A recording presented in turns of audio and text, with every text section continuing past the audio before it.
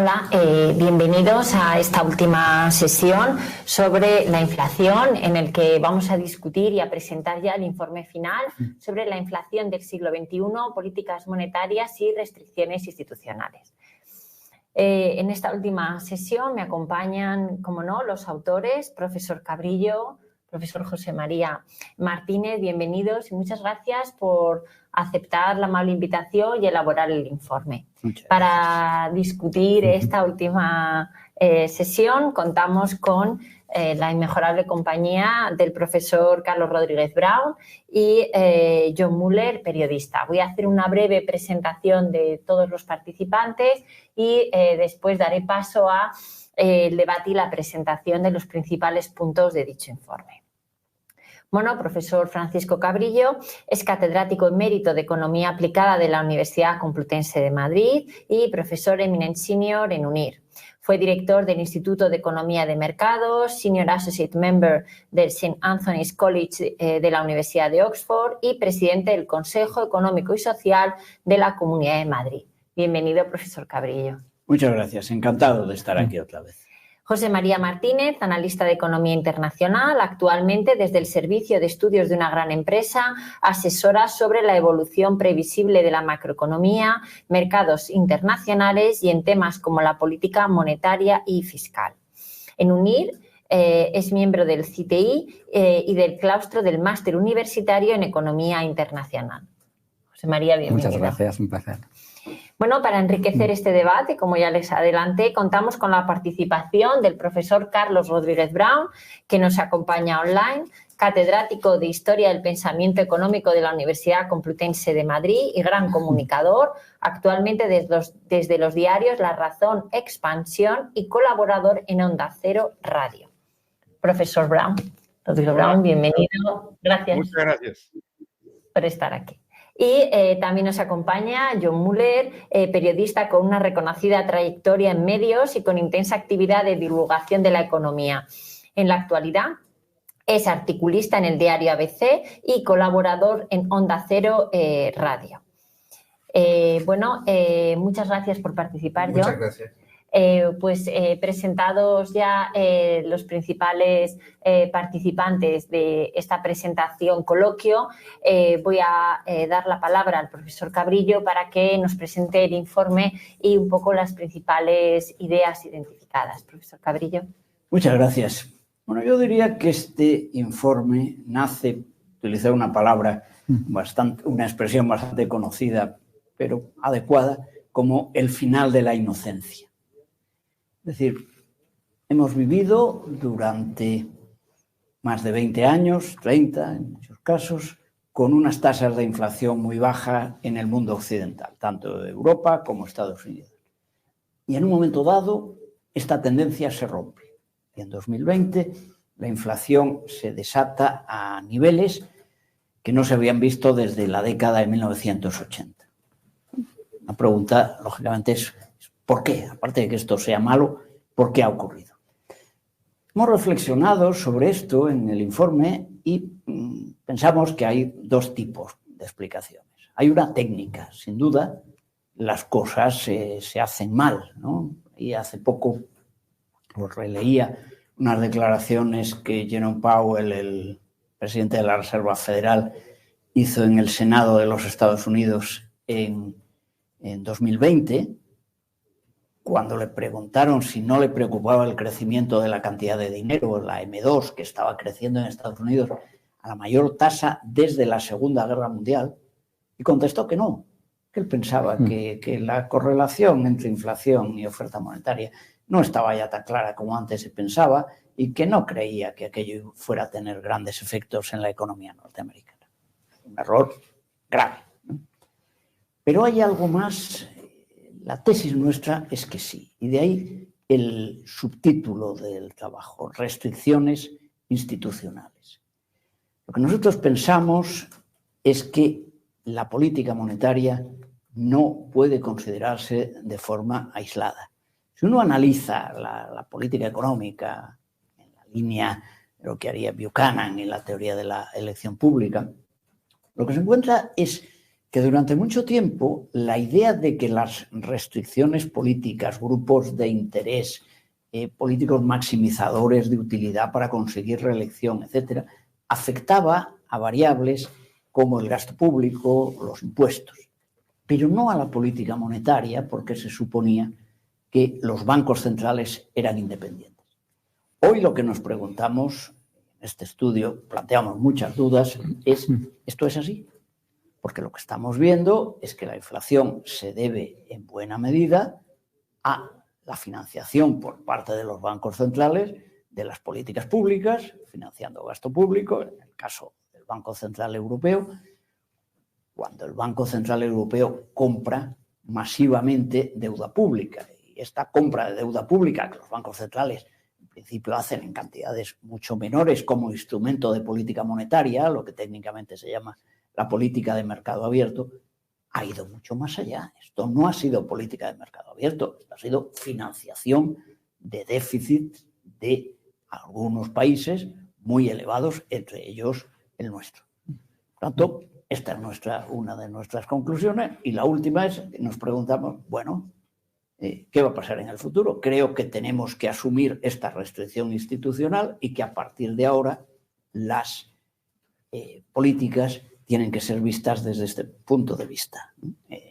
Buchanan, al que antes citaba, tiene una frase que yo siempre citaba a mis estudiantes, ¿no? Cuando decía Buchanan, mire usted, la mejor política no es la que uno diseña sobre un papel. La mejor política económica es aquella que uno puede aplicar dadas las restricciones institucionales a las que se enfrenta. Este es un poco el objetivo de nuestro trabajo. Muy bien, muchas gracias, profesor Cabrillo. Doy la palabra a José María Martínez, también coautor de ese trabajo, para que puntualice o añade las consideraciones que vea pertinentes. Estupendo. Bueno, pues lo primero me gustaría dar las gracias a UNIR y al profesor Francisco Cabrillo por la oportunidad y el interés, ¿no?, en profundizar en estos temas que creo que son tan relevantes. Ayer, cuando estaba mirando un poco los últimos datos, me di cuenta que en febrero de 2021, es decir, justo hace 3 años, fue la última vez que tanto en Estados Unidos como en Europa la inflación medida por el IPC estuvo por debajo del objetivo del 2%. Después hemos tenido una espiral alcista muy fuerte y, como sabéis, como ya ha dicho Francisco, la inflación ha vuelto a máximos no vistos en más de 40 años y ha sido una experiencia, bueno, pues muy costosa para la mayoría de ciudadanos y de gran interés para los economistas. Cuando en el pasado hemos tenido experiencias similares, pues hemos aprendido, creo, cosas muy valiosas, ¿no? Aprendimos la importancia de la oferta monetaria, la importancia de la independencia de los bancos centrales, también aprendimos pues la importancia de que los bancos centrales anclaran o intentaran anclar las expectativas de inflación, la comunicación. Entonces, ahora nos enfrentábamos a una situación en la que, primero, el objetivo, yo creo que uno era recuperar algunas de estas enseñanzas del pasado, porque la impresión, ¿no?, es que se piensa que las causas de la inflación ahora eran diferentes y nos hemos olvidado, después de 40 años con la inflación tan baja, de algunas de estas lecciones. Primero, recuperarlas. Segundo, debatir sobre estos temas, porque hay que reconocer, ¿no?, que la inflación es un fenómeno quizás bastante más complejo de lo que a primera vista cabe pensar. Incluso en el documento abordamos muchos temas, pero incluso algunos tan básicos como la medición de la inflación, ¿no? Puede parecer muy trivial, pero cabe preguntarse, pues, desde hasta qué punto bajadas de impuestos o control de precios eso implica que la medición de la inflación se reduce o la inflación sigue ahí o incluso aumenta, hasta temas como, bueno, los bancos centrales suelen mirar mucho la inflación subyacente porque aparentemente no está contagiada por energía, alimentos, y hemos visto, por ejemplo, en esta crisis que no es así, ¿no? He pasado un periodo claramente. Entonces, ¿cuáles son las mejores mediciones de inflación? Preguntamos cosas muy básicas, pero sobre todo, lo que ya ha dicho Francisco, ¿no? Nuestro mayor interés sería poder contribuir a que después de esta experiencia también aprendamos algo y mejoramos, pues, la gestión de la política monetaria, sobre todo, y qué restricciones se está enfrentando y cómo ayudar a que no sea así en el futuro, ¿no? Muy bien. Gracias, José María. Doy la palabra al profesor Rodríguez Brown. Profesor, ¿algo que añadir o cuál es su reflexión sobre la política monetaria y restricciones institucionales. Pues yo también quiero primero dar las gracias porque me hayáis invitado a esta presentación, y desde luego quiero felicitar a los autores. Me parece un trabajo excelente, y los comentarios que he preparado en una pequeña intervención que voy a hacer ahora no son críticos, sino que son más bien como el adicto que necesita más de aquella sustancia que le hace bien. No es una droga, pero sí que le hace bien. Me ha entusiasmado el enfoque y quiero simplemente un poco más. Y eso van a ser mis comentarios, y pues quizá puedan animar al debate, ¿no? Como decía el profesor Cabrillo, claro, aquí vuelve, todo el pasado vuelve, como el tango, ¿no? Tengo miedo del pasado que vuelve. Pues lo que vuelve son las expectativas, claro. En la medida en que uno no tenga expectativas de inflación, entonces puede haber un rezago entre la expansión de la oferta monetaria y su traducción en el nivel de precios, ¿no? Que yo creo que es lo que estamos viviendo. Una cosa muy diferente es, por ejemplo, mi Argentina natal, donde operan las expectativas en el sentido justo. Si os fijáis, toda la retórica a propósito de la política es las medidas anti-inflación, anti-crisis. En realidad son medidas anti-responsabilidad, para que nadie acuse al gobierno de no haber hecho nada, y sobre todo nadie acuse al gobierno de ser responsable de lo que pasó, ¿no? Está la inflación, al parecer fuera de la competencia del gobierno, y el gobierno reacciona para proteger al pueblo, porque nadie quiere ser, ya sabéis, cuál es el mejor amigo del hombre, que es el chivo expiatorio, ¿no? Está muy bien lo que criticáis cuestionáis el supuesto mal de la deflación. Es un truco, es un puro truco ese. Por cierto, también es un truco esta extraordinaria idea de que un banco central que logra una inflación del 2% es un éxito. ¿Y eso por qué? La inflación es un impuesto. Podemos trasladarlo, para que sea más gráfico, a un impuesto patrimonial, ¿no? Imaginaros que viniera todos los años el Estado y se llevara el 2% de vuestra casa. Dijeron, bueno, este año me llevo el cuarto de baño. Pues, oiga, pues no, ¿por qué se va a llevar usted lo que es mío, ¿no? La inflación, como ya sabéis, es el peor impuesto, porque ni siquiera es votado en el Parlamento, ¿no? Me parece magnífico la utilización del public choice, pero me parece que no los aplicáis plenamente al objeto del estudio. Es como si los bancos centrales no formaran parte del Estado, como si no se les aplicara la misma lógica. Habláis de los intereses políticos como si solo fueran aplicables a los gobernantes y no a los gobernadores de los bancos centrales. La contradicción viejo asunto, contradicción entre políticas monetarias y fiscales. Esto es algo que de alguna manera conviene a los propios estados. Lo mismo que lo es para los bancos centrales, estar rodeados de otros objetivos, además de la estabilidad. El empleo, o ahora la ecología. Claro, cuanto más objetivos tenga, más fácil es eludir la responsabilidad en el aumento de la inflación, claro.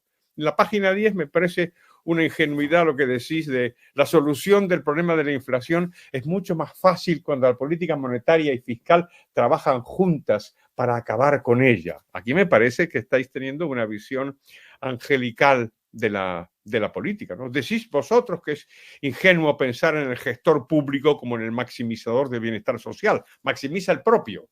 ¿Y el banquero central? No. Él es un ángel sin pecado, es un sabio sin ignorancia, es un eunuco sin pasión. Un ejemplo de este análisis que demanda, por eso digo yo que demando más como un adicto, demanda más public choice. Decís, la implementación de una política monetaria restrictiva se retrasó mucho más allá de lo razonable. Página 9, ¿razonable?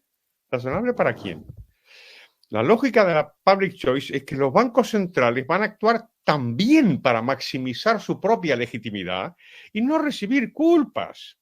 En esencia, de lo que se trata es de que nadie les acuse de subir los precios cuando los suben, ni de generar paro cuando, comillas, luchan contra la inflación. Esta frase es bárbara, que el Banco Central luche contra la inflación. Yo siempre digo que es como si me cuentan a mí que Drácula lucha contra los vampiros, ¿no?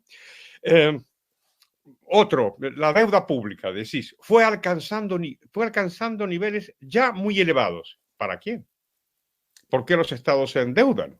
Mucho más de lo que puede hacer usted, señora. ¿Por qué? Y porque pueden, ¿no? Porque pueden. Por cierto, para endeudarse se cargaron el patrón oro e instalaron los bancos centrales. Para eso lo hicieron, ¿no? Me gusta eso de que hay que tener reglas fiscales, que está bien tenerlas para cuidar al pueblo, pero también es bueno suspenderlas por el mismo motivo. Y todo rodeado de esta retórica que van inventando los economistas, que es maravillosa. La que más me gusta, desde luego, es la política macroprudencial. O sea, vamos, no solamente son prudentes, sino que son macroprudentes. A ver quién les va a criticar, ¿no?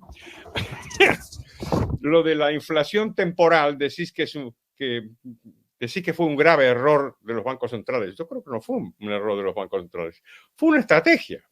Fue una estrategia del estilo de la public choice para que no les echaran la culpa a ellos. Lo de Draghi, un personaje extraordinario. Cómo se convirtió en Superman, ¿no? Hasta la gente que no sabe inglés sabe que Draghi dijo whatever it takes. Yo voy a hacer todo para conseguir controlar la inflación que estaba produciendo él, ¿no? Y decís que Draghi tenía razón y que era sensato cuando pedía disciplina fiscal, pero vamos a ver, él mismo estaba animando lo contrario. Me parece que decís, de facto, y aunque no fuera su propósito, generó incentivos a conductas poco responsables en algunos países de la Unión. ¿Qué pasa, es bobo?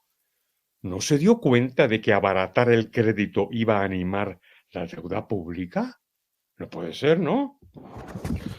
Pues habláis de que no tenemos otra opción que enfrentarnos a la inflación, como si la inflación fuera culpa nuestra, ¿no? Aunque en el corto plazo suponga pagar un precio en términos de actividad emplea. Este lenguaje de los precios, ¿quiénes pagan los precios? Al final los pagan los ciudadanos porque no los quieren pagar los políticos. Eso es public choice.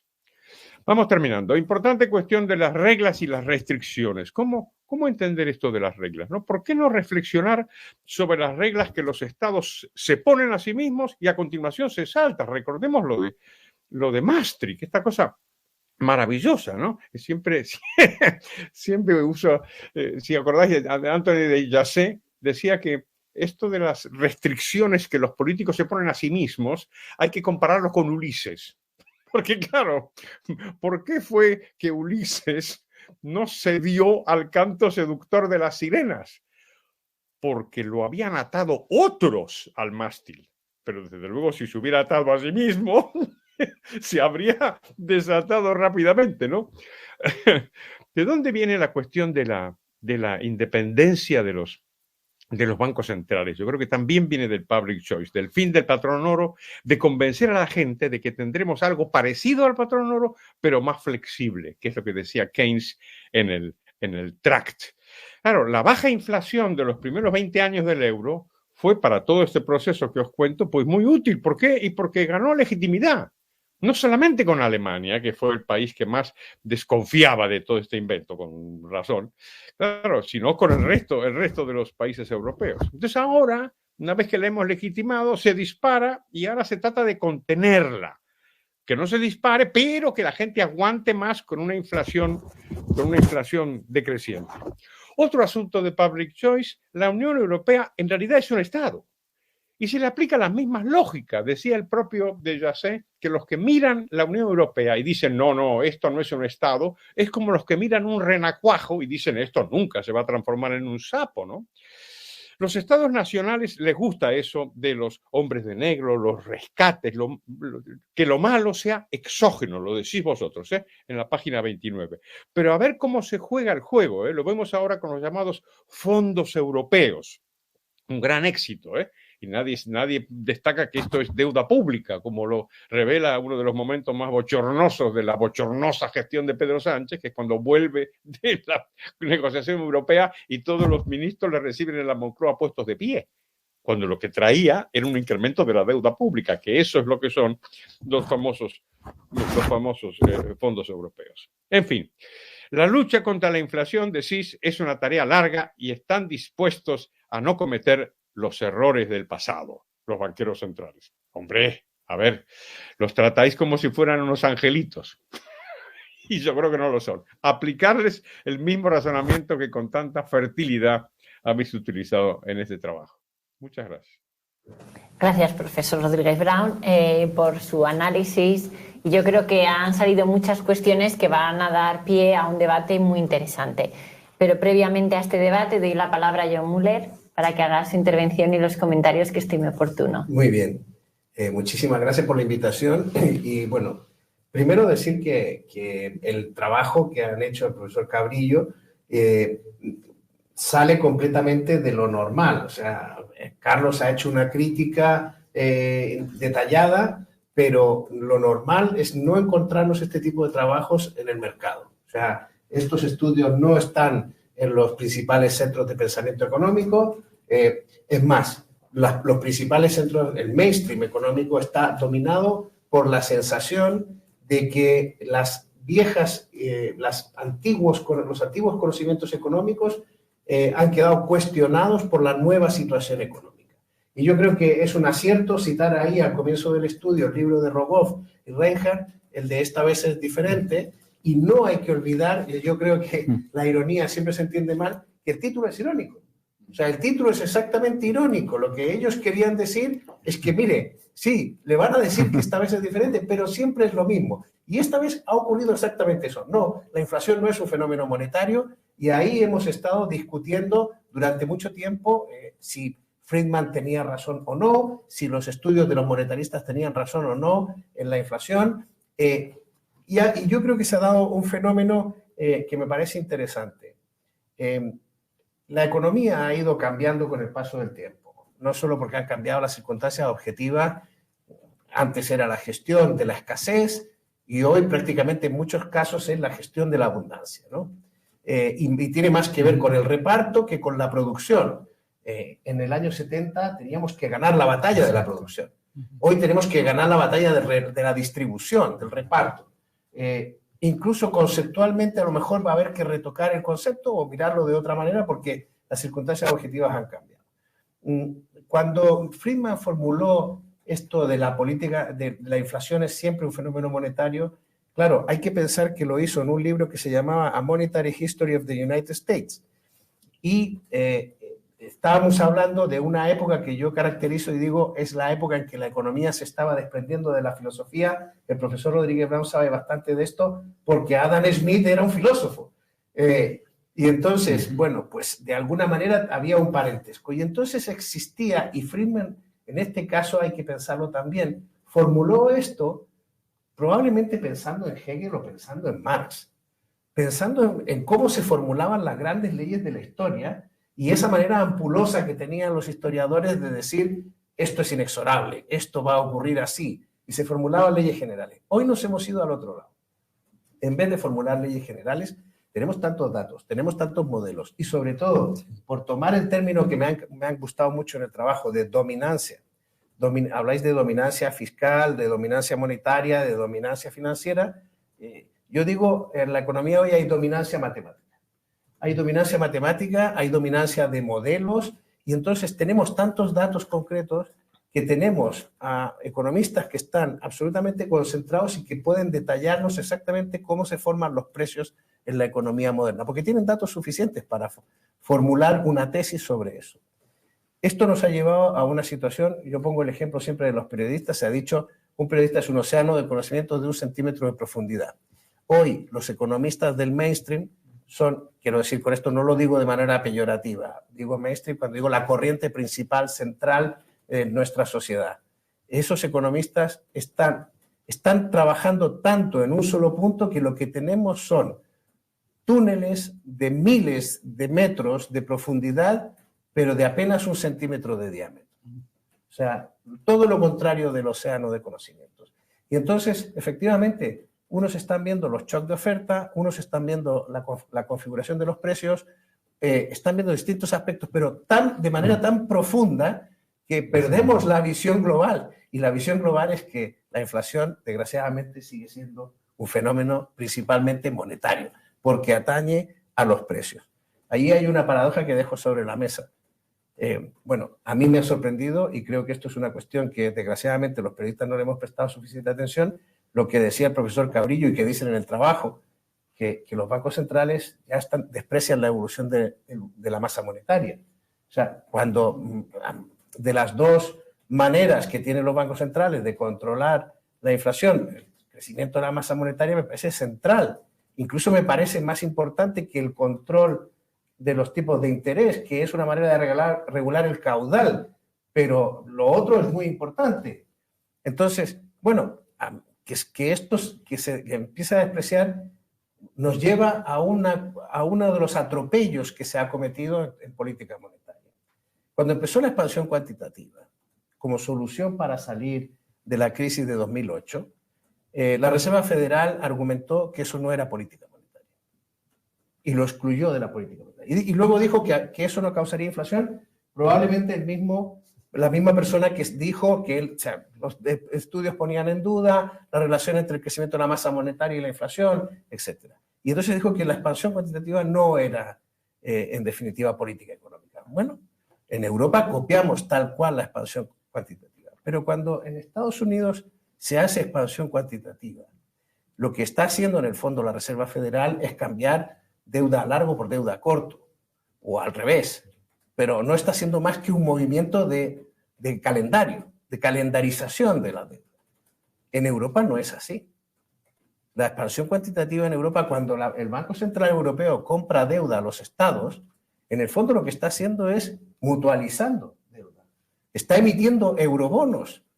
O sea, al comprarle a un estado o a otro, al comprar una cantidad diferente a uno que a otro, en el fondo se está produciendo una mutualización asimétrica respecto de la deuda pública. Entonces, estas cuestiones tienen que ver con las instituciones, tienen que ver con las restricciones institucionales que han mencionado. Y a mí me parece que este tema no esté en el debate público es realmente alarmante. Por eso a mí sí me ha gustado que hayan hecho este estudio y que pongan énfasis en los antiguos conocimientos adquiridos, en las viejas afirmaciones de la economía y las traigan al presente, porque no todo lo que se dice hoy, ya la economía no obedece a las reglas del pasado. No, sí, hay reglas del pasado que se siguen aplicando.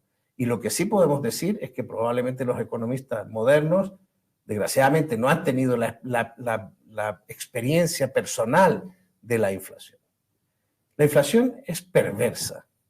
La gente tarda años en darse cuenta realmente la dinámica en la que te mete la inflación. El país del profesor Rodríguez Brown lo conoce bien. Los venezolanos lo conocen bien.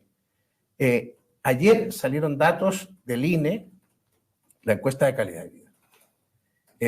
Y lo que sale, lo fundamental, es que la pobreza, las situaciones críticas familiares han aumentado en España. Han aumentado con un gobierno que se ha autodefinido a sí mismo como un gobierno que lucha contra la pobreza, como un gobierno socialista, un gobierno de izquierdas que se preocupa por proteger a la población. Bueno, pues protege tanto a la población que las carencias graves han pasado del 7 al 9%, que el porcentaje de familias en situación de riesgo de pobreza ha aumentado medio punto, que estamos en los peores índices de 2014, que estábamos en medio de una crisis terrible financiera. Entonces, ¿qué es lo que explica esto? El gobierno, lo que explica esto es la inflación. La inflación tiene, como dicen los autores en el estudio, un impacto redistributivo. Es el peor impuesto que se puede poner a las personas que menos recursos tienen dentro de la sociedad. Es una manera, decía el ladrón invisible, el impuesto invisible se suele utilizar como ejemplo, pero el impacto es tan perverso que la mayoría de las personas hoy en España no tienen ninguna posibilidad porque no tienen la fuerza suficiente, el poder de mercado suficiente para negociar al alza sus salarios. Con lo cual el deterioro, la pérdida de valor adquisitivo de sus salarios es tan grande que hoy tenemos un problema extendido de rentas en el país.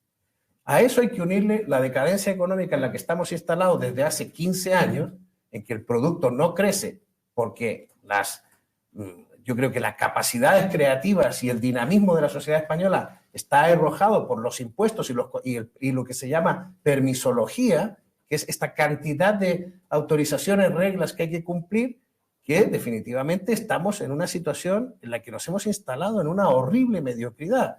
Y yo creo que los españoles empiezan a ver que algo está pasando, pero no terminan de atisbar dónde están las razones de esto. Aquí me quedo. Muy bien, gracias, John. Pues por alusiones, profesor Cabrillo. Bueno, haré algún comentario sobre el tema de los banqueros y las reglas, ¿no? Vamos a ver, estando de acuerdo en la idea de que hay que aplicar a los banqueros estas ideas, me estaba acordando cuando oía a Carlos Rodríguez Brown que él mencionaba al Keynes de los años 20, que para mí es el Keynes realmente interesante y supongo para él también. Pero efectivamente el Tract es un gran libro, en mi opinión, mucho más interesante que la teoría general. Bueno, en la misma época, Keynes lo llevan a un comité parlamentario y allí él defiende la idea de que la política económica debe ser discrecional. Entonces, gente del propio Banco de Inglaterra le dice, oiga, pero esto es muy difícil de hacer. ¿Usted cree que hay alguien que es capaz de tener esa información y esos datos para hacer una política monetaria discrecional? Y Keynes, en una frase maravillosa, contesta, podría darle ahora mismo 5 o 6 nombres de gente de la City que lo haría perfectamente. Es de una ingenuidad enorme. Si uno coge los economistas intervencionistas, de donde nace el intervencionismo actual, que en mi opinión son Pigou y Keynes, los dos economistas de Cambridge, después de Marshall, todos estos desconfían de los políticos. Los políticos, en general, los economistas no se han fiado nunca. Gente que va a corto plazo, no se puede tener confianza en ellos, pero tienen una fe extraordinaria en técnicos bien intencionados. En el caso de Inglaterra eran los que habían estudiado en Oxford o en Cambridge y habían pasado por el Tesoro o el Foreign Office. Eso era el poder británico auténtico, gente muy inteligente y además bien intencionada. Y la idea es, esto tiene que funcionar bien. Claro, hay otros economistas, me influye mucho Ronald Coase, que dice, oiga, lo que me indica la experiencia es justamente lo contrario. Entonces, ¿qué pasa con las reglas? Bueno, las reglas, en principio, tendría que establecerlas alguien. Y este es un tema muy, muy vivo ahora. Blanchard, al que citamos aquí, hablando, por ejemplo, de las reglas fiscales que nosotros consideramos que son necesarias para frenar a los gobiernos, dice, bueno, pero esas reglas no deben ser muy rígidas, deben ser estándares, ¿no? En análisis económico del derecho distinguimos hace muchos años entre reglas muy concretas y estándares. Claro, ¿cuál es el problema de los estándares? Que cada uno los interpreta a su manera y en la Unión Europea todavía más. Entonces yo sí que defiendo que debe haber ahí un tipo de reglas. Yendo a Buchanan, que se ha citado muchas veces, dice Buchanan, es que esas reglas las tiene que establecer algún órgano distinto del gobierno. Pero lo que plantea Buchanan es, oiga, es que si el que legisla es el mismo que gobierna, aquí tenemos un problema, porque va a legislar para él. No, separemos eso. Pero no veo si no hay alguna regla. Milton Friedman en inflación, pues él decía, vamos a fijar una cantidad determinada de crecimiento de la oferta monetaria. Oiga, es que eso no se sabe en cada momento. Bueno, ya se irá ajustando, pero si usted permite establecer estas cantidades libremente y discrecionalmente, va usted a acabar mal. Por eso yo sí pienso que esas reglas, yo creo que son imprescindibles, porque si no, no tenemos otra manera. Hombre, podríamos volver a un sistema de patrón oro, no lo veo viable, y además el patrón oro garantiza la estabilidad de precios en el siglo XIX, cuando está en vigor. No necesariamente el equilibrio presupuestario.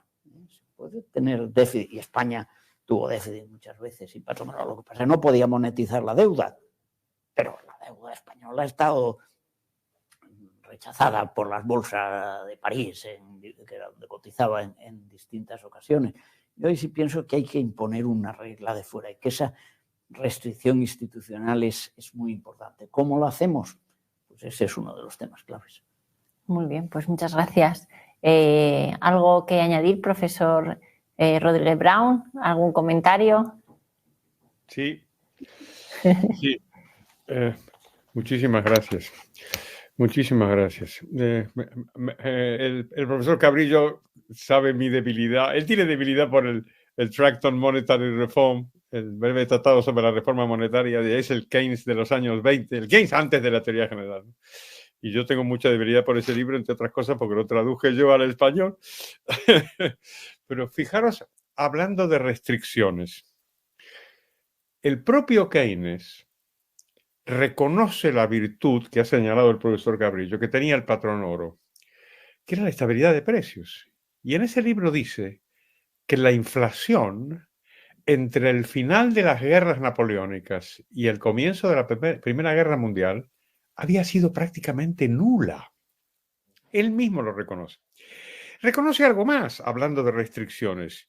Dice, lo que le pasa al patrón oro es que, comillas, maniata al ministro de Hacienda, cerrar comillas.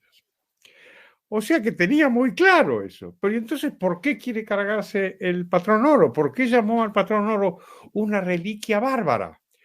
Pues por esto mismo que decía el profesor Cabrillo, ¿no? Porque él creía que los bancos centrales lo podían hacer mejor, porque tenían la información de estos técnicos bien intencionados. ¿Qué ingenuidad, ¿no es cierto? O qué arrogancia, por utilizar una palabra hayekiana, ¿no? Lo de las reglas fiscales, lo de Buchanan, con toda inteligencia, dijo Buchanan, estas reglas hay que sacarlas del ámbito de los tíos que van a tener que cumplirlas. De ahí, por eso es otra vez lo de Ulises, ¿no? No podemos darle a Ulises la capacidad de atarse a sí mismo porque se desata fijo. Entonces, ¿qué hacemos? Un marco superior. Y de ahí viene la economía constitucional. Y yo me pregunto, pero lo dejo para vosotros, a ver qué os parece, si no tenemos ahí también un caso de optimismo, de pensar, ¿quién va a hacer esto? ¿Quién va a hacer estas reglas constitucionales que teóricamente todo el mundo va a cumplir? ¿Y cómo va a conseguir que se cumplan? Cuando una y otra vez tenemos ejemplos de lo contrario. Y por último, la cuestión de la política monetaria y la política fiscal. Es muy cierto lo que decía el profesor Cabrillo sobre el patrón oro, que te puede estabilizar los precios, pero no te garantiza nada sobre el déficit público, claro está. Si os fijáis, el debate está ahora mismo en plena ebullición. ¿Por qué? Y porque se debate sobre la dolarización en América Latina. No solamente en mi Argentina natal, en otros países también. Y la dolarización es un buen ejemplo de que efectivamente algunos países latinoamericanos que la han practicado rápidamente redujeron su nivel de inflación, como es natural. Claro, suprimes tu moneda, adoptas la inflación del país cuya moneda vas a incorporar a la tuya, ¿no?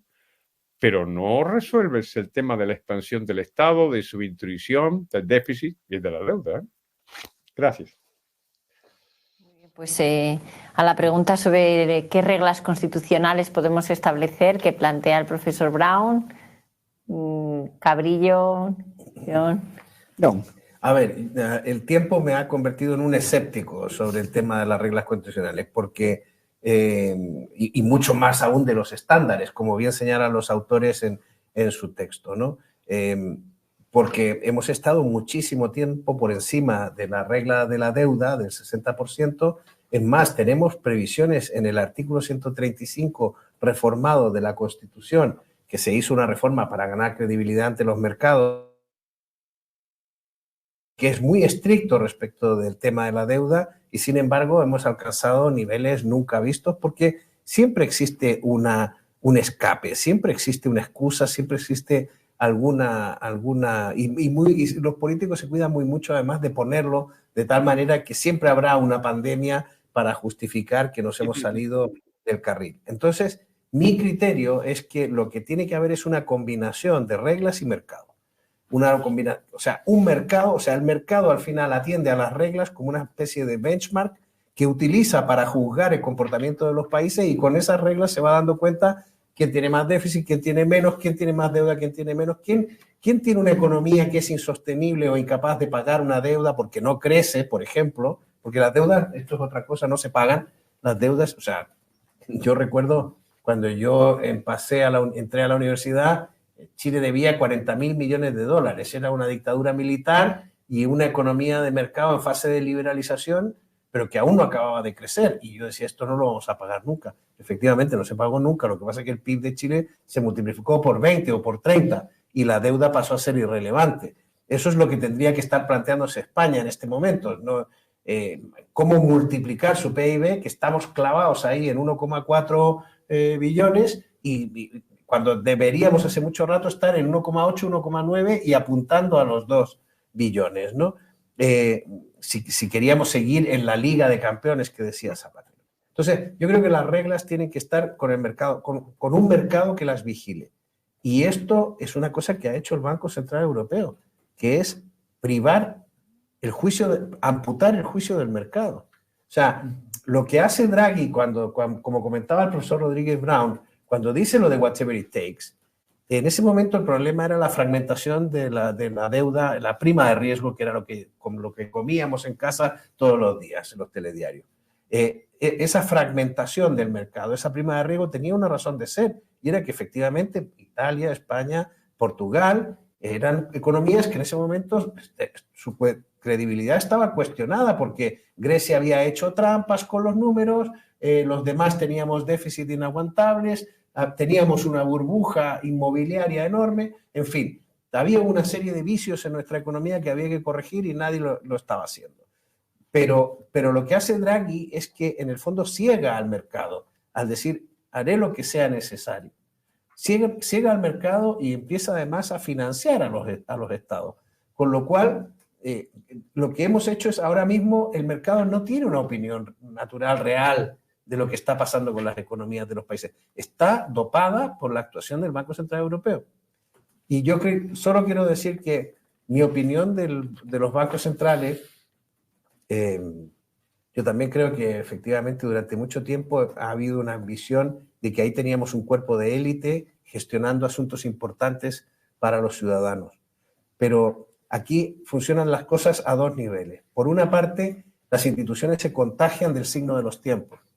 O sea, inevitable, o sea, que el señor Frank Edelstein, miembro del Comité Ejecutivo del Banco Central Europeo, diga que él no quiere tener gente que tiene dudas sobre el cambio climático en su equipo, bueno, pues esto es una indicación de cómo el ethos de una era se mete dentro de los comités ejecutivos de las instituciones más independientes que podamos diseñar. O sea, ya hay una cuestión que es inevitable y es que el activismo climático, en este caso, ha entrado en el Consejo del Banco Central Europeo por el famoso artículo 2 que dice que el Banco Central Europeo sí tiene la misión de vigilar los precios, pero luego tiene que apoyar las políticas de la Comunidad Europea.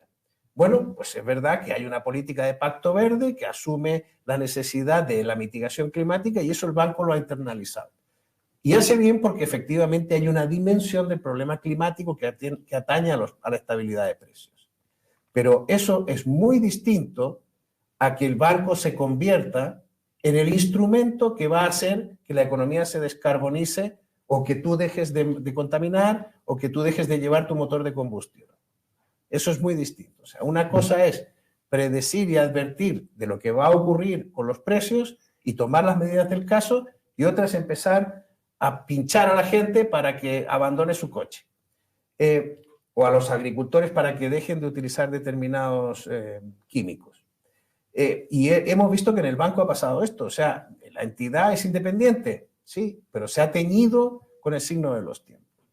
Y yo creo que eso es una cuestión preocupante porque ahí no hay regla que valga. O sea, inevitablemente las reglas son cogidas y reinterpretadas a la luz de su tiempo. Y bueno, pues ahora yo creo que hay un punto pesimista en el texto que duda de que estemos ya en un proceso de desinflación. Yo creo que estamos en ese proceso y creo que al final el banco ha tardado en reaccionar, tardaron en tomar medidas,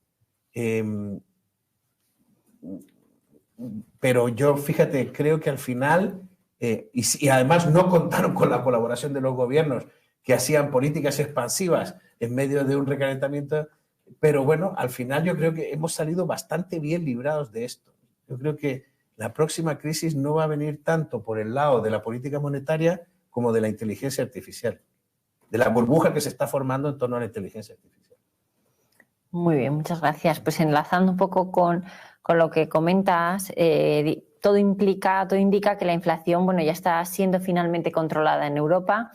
Y la pregunta es, bueno, si vuelve a producirse una crisis como en la de 2020, ¿fijará el Banco Central Europeo como objetivo principal la estabilidad de precios, como establece su estatuto, o volverá a hacer lo mismo que en la última crisis, aceptando que la inflación es un precio que se debe pagar para lograr objetivos de crecimiento o de solvencia financiera de los estados?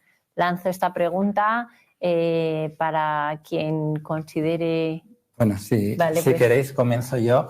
Bueno, yo creo que después de este episodio de repunte inflacionario, ¿no? Yo creo que hay varias lecciones que se pueden aprender. Uno fue digamos, la importancia de la anticipación y de una reacción temprana, ¿no? Yo creo que los bancos centrales actuaron tarde, podemos debatir mucho sobre la explicación, pero una fue también, yo creo, su propio, tienen muchos modelos, como has dicho antes, John, pero tienen poca confianza en sus modelos.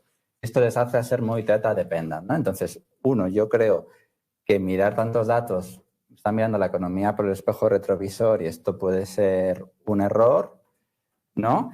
Dos, yo creo que pecaron de exceso de confianza, lo hemos dicho en algunas ocasiones, que veían la credibilidad como un pozo infinito en lugar de algo que tienes que seguir rellenando.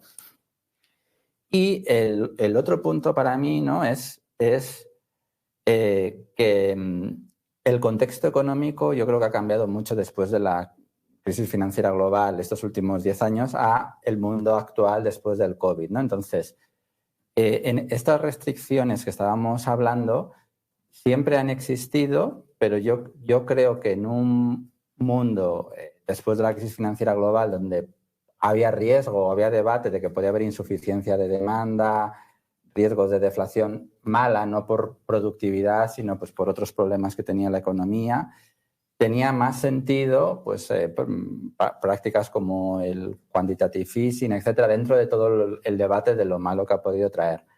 Pero, pues si estamos en un mundo donde la inflación es más alta y más volátil, tenemos desglobalización, tenemos política industrial salvaje, tenemos un montón de factores que apuntan a esto, creo que va a ser mucho más costoso el que los bancos centrales puedan actuar si no ponemos límites precisamente y no replanteamos un poquito pues estas políticas heredadas de los problemas de la crisis financiera global, ¿no? Que ahora creo que estamos en un mundo muy diferente.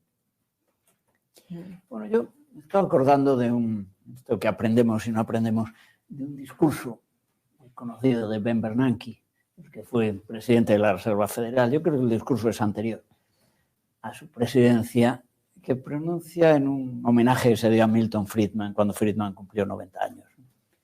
Y le dice Bernanke, hemos aprendido de lo que usted nos dijo y nos equivocamos en su día y ahora lo haremos mejor. Bueno, ¿pero a qué se refería Bernanke? Bernanke se estaba refiriendo al libro de Friedman que ha citado John Muller, La historia monetaria de los Estados Unidos, especial su capítulo sobre la Gran Depresión de los años 30, en el cual Friedman argumentaba que una de las causas de la depresión fue la política monetaria del Banco Central, que permitió una caída fortísima de la oferta monetaria como consecuencia de las quiebras de bancos y la caída del multiplicador bancario, y esto llevó a una deflación, caída de precios, caída de actividad, etc.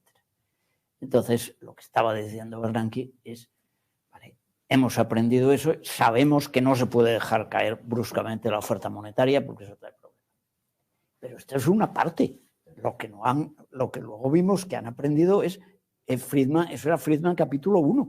Friedman capítulo 2 es lo que hemos dicho aquí. Oiga, la inflación es un fenómeno monetario, y si usted deja crecer la cantidad de dinero, Friedman se fijaba sobre todo en la M2, y hacemos unos números y vemos el crecimiento del PIB real y una variable que manejamos los economistas, que es la elasticidad renta de la demanda de dinero, según la gente demanda más dinero cuando crece la renta. Bueno, comparamos las dos cosas, dice, oiga, y la diferencia entre crecimiento de cantidad de dinero, crecimiento de PIB multiplicado por esta elasticidad, eso es inflación. Y si usted está creciendo, y vuelvo a lo de Jerome Powell, Si usted está teniendo un crecimiento de la M2, pues o toda la teoría que así yo aprendí de joven y lo que me explicaban en la Universidad de California hace muchos años no sirve absolutamente para nada, o hemos visto que sí sirve porque lo que ha producido es una enorme inflación. De modo que me da la impresión de que hemos aprendido una cosa, pero sorprendentemente no otra, ¿no? Y para terminar esto, en un seminario online hace un tiempo, lo citamos por ahí, me parece, un monetarista inglés ya mayor decía, no, a mí es que esto yo creo que tiene una explicación lo que está pasando. Dice, la explicación es que todos los que llevan la política monetaria en los años 70 no habían empezado a estudiar economía y no tienen ni idea de lo que pasó. Probablemente tenga razón. Vale, bueno, pues... Yo quería hacer un apunte sobre lo que ha dicho John Muller. Simplemente yo no tengo una visión clara todavía sobre lo que nos va a traer la IA, si es algo muy bueno o muy malo. Pueden ser ambas según cómo lo gestionemos, también es verdad. Pero sí quería hacer un inciso relacionado con lo que estamos debatiendo de la importancia del entorno y de las restricciones y de las otras políticas al margen de la política monetaria para la inflación, ¿no? Y es que yo en mi trabajo diario analizo mucho la economía de Estados Unidos, la economía de Europa, y una gran diferencia que estoy observando es cómo el auge de la innovación en Estados Unidos por políticas más acertadas que en Europa, que aquí creo que a veces ponemos lastres a la innovación, están llevando a que la productividad está aumentando el 1,5-2%, sé que es muy difícil de medir y es muy cíclica, pero está aumentando fuertemente en Estados Unidos, y en Europa la última cifra creo que era menos 0,8. ¿Y por qué esto importa para la inflación? Bueno, pues ahora tenemos unos costes salariales y si hay productividad en Estados Unidos, las empresas van a poder absorber esos mayores costes sin reducir margen de beneficio y sin repercutir esos costes de nuevo, ¿no? Sin embargo, en Europa, pues realmente las previsiones del BCE son un poco optimistas porque están pensando, vamos a controlar la inflación, pero tampoco vamos a tener problemas. Bueno, si la inflación se controla con los costes salariales que hay, quiere decir que las empresas van a tener que ajustar sus márgenes tremendamente porque no tenemos productividad, ¿no? Entonces, esto recalca la importancia de otro tipo de políticas y de la interacción. Por dejar una cosa clara, entre no tener reglas y tener reglas, prefiero tener reglas. Entre no tener un banco central independiente o dependiente o independiente, prefiero un banco central independiente. Aunque la idea del Banco Central Independiente, yo la verdad es que creo que básicamente arranca de la intervención y el uso que hizo el régimen nazi del Banco Central alemán. Porque una de las grandes broncas europeas que ha habido fue la cumbre de Niza cuando Obama le pide a los europeos que reaccionen y que salven su sistema financiero creando un fondo multimillonario. Dice, ¿cuál es el problema? Dice, no, dice Sarkozy, el problema es Angela Merkel que no puede, que el Bundesbank no le deja poner el dinero. Y entonces Obama le dice a Merkel que llame al Bundesbank y los ponga en orden. Y Merkel le dice, oiga, tenemos un Banco Central Independiente porque perdimos una guerra con ustedes y nos impusieron el Banco Central Independiente precisamente porque el régimen nazi lo había puesto a sus órdenes para manipular la economía, ¿no? Entonces, esta noción del Banco Central Independiente yo creo que es un éxito. Y luego, partir una lanza por los monetaristas. Yo me acuerdo cuando yo era joven, se hablaba muy mal de los monetaristas que estaban haciendo las reformas en Chile, los liberales de Chicago fundamentalmente. Todos, en su mayoría, graduados en Chicago y herederos de los pensadores monetaristas.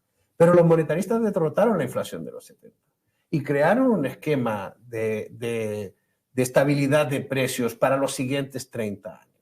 No tenemos una escuela económica hoy tan poderosa que sea capaz de visualizar por dónde tienen que ir ni nuestras instituciones ni nuestra política monetaria en el futuro. Desgraciadamente, con lo cual, partir una lanza por esa escuela de pensamiento que efectivamente se pueden haber cometido errores y ahora habría que añadirle más elementos. Yo creo, tú hablabas de qué va a pasar con la IA y la inflación.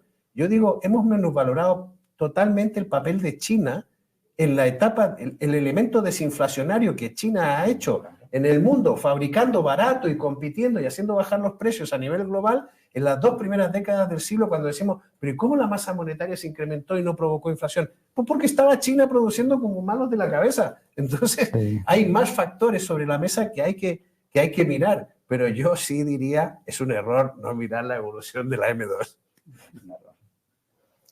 Bueno, pues una cuestión, ya estamos un poco finalizando. Planteaba el profesor Rodríguez Brown el tema de países en desarrollo emergentes, ¿no? Aquí se ha hablado también se habla de Argentina, se habla de Chile. Sí que es verdad que vemos que en los últimos años ha habido un relativo buen comportamiento de países menos desarrollados y en comparación con otros llamados más avanzados, ¿no? La pregunta es ¿qué podría explicar este cambio? ¿Por qué ahora les va mejor, si podemos decirlo así? ¿Cuál es la interpretación de estos datos? Carlos. Si queréis, empiezo yo. Bueno, empiezo yo o termino yo, porque yo creo que estamos ya en la parte final. A mí me da la sensación, respondiendo a tu pregunta, que una de las ventajas de los países subdesarrollados es que la gente no les presta. Lo veo clarísimo en el caso de mi Argentina natal, cuyo comportamiento es tan atrozmente irresponsable que no hay manera, claro, nadie le quiere prestar. Y entonces, como no tienen crédito, tampoco tienen burbuja de crédito. Y eso se puede aplicar a otros países subdesarrollados también. Me gustaría terminar con una nota optimista, porque hemos puesto en cuestión la virtualidad de las reglas, ¿no? De esas restricciones institucionales de las que hablan los autores de este interesante trabajo. Y me gustaría defender la idea de que sí existen algunas restricciones en las que podemos confiar, que no son las restricciones exógenas, sino las endógenas. Es decir, son las restricciones de las propias administraciones públicas sobre sí mismas. En ese sentido, la frase de Bernanke que citaba el profesor Cabrillo es muy reveladora, porque yo, como la leí desde mi punto de vista de public choice receloso, el mensaje es: no vamos a cometer el error de hacer una política monetaria que tenga un resultado catastrófico y que la gente nos culpe a nosotros de ella. Esta es la lectura que yo hago de lo de Bernanke. Y esta restricción sí que vale. Esta restricción de que cada departamento de política va a cuidar su propio interés de tal manera de no ser acusado de una cosa mala conforme a la opinión pública mayoritaria, esa restricción sí que funciona. Y entonces, esto también cuenta para el Banco Central Europeo. El Banco Central Europeo, si empieza a desatar una inflación a la Argentina, pues arriesga enormemente el proyecto político global y, por supuesto, arriesga la suya, porque los primeros serían los alemanes y después todo lo demás. Digo, ¿para qué quiero yo tener esto? Yo quiero volver a mi viejo Deutsche Mark, ¿no? O incluso si lo hacen a la Argentina, los españoles querríamos volver a la peseta, que era mala, pero era mejor que el peso argentino. Así que hay restricciones propias. Y termino con una cosa que no es monetaria, sino fiscal, porque creo que vale también. No sé si os habéis fijado, los estados que son tan poderosos crecen y crecen y crecen y en un momento dado dejan de crecer, ¿eh? Y dirá usted, pero ¿y por qué dejan de crecer? Si tienen todo el poder, podrían subir los impuestos indefinidamente, subir el gasto público indefinidamente. Pues no hacen eso, no hacen eso. Llegan a una especie de umbral. Yo le llamo a eso el equilibrio fiscal de Rodríguez Brown, así que citarme cuando me lo repitáis. En los estados suben el gasto público hasta que la rentabilidad política del último euro gastado es inferior al coste político del último euro recaudado. Y entonces se frenan. No por una restricción exterior, es por la propia, porque su propia legitimidad está ya en cuestión. Y por eso los estados se quedan paralizados en torno al 50%, al 40% del gasto público sobre el PIB. En esa restricción yo creo que podemos confiar. Y también en la opinión pública, que no estamos hablando de ello, la opinión pública también cuenta. Imaginaros que empiece a pasar lo siguiente, que en cada elección el partido político que sube los impuestos pierda las elecciones. Qué bonito sería, ¿no? Pues igual esa restricción existe. Muchas gracias. Profesor, para terminar, John Muller, ¿algunas palabras? No, bueno, simplemente volver a felicitar a los autores por el informe que nos han facilitado. Creo que es una voz que va a sonar solitaria y discordante dentro del contexto en el que nos movemos, pero y felicitarlos por ello, no nada más que añadir. Muy bien, pues yo creo que ya con esto damos por finalizado el evento y la presentación del informe final. Muchas gracias a todos. Vuelvo a agradecer, por supuesto, al profesor Rodríguez Brown, a John Muller y a los autores del informe, y nos vemos en reuniones posteriores sobre este tema tan interesante y de gran actualidad. Muchas gracias. Gracias.